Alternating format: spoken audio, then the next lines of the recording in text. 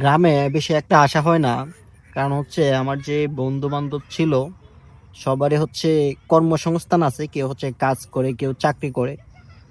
একমাত্র এখন গ্রামের মধ্যে যারা পড়াশোনা করছে একমাত্র হচ্ছে আমি বেকার। আমার এক বন্ধুর চাকরি হয়ে গেছে, আরেক বন্ধু আর্মিতে চাকরি করে, আরেক বন্ধু হচ্ছে নৌবাহিনীতে চাকরি করে, আমার আরেক বন্ধু বিয়ে শাদী করে ব্যবসা বাণিজ্য করে।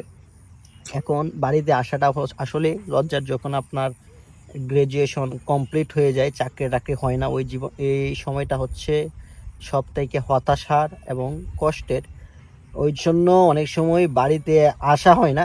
কারণ বাড়িতে আসলে মানুষে প্রথমে জিজ্ঞেস করে যে তুমি কি করো।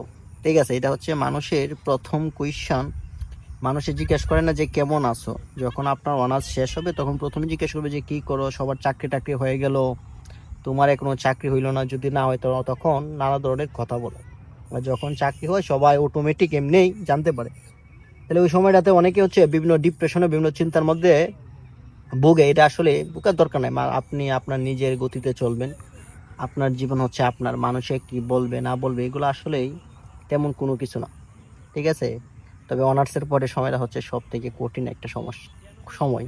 ওই সময়টা যারা ওভারকাম করতে পারে তারাই হয়তো সাকসেস।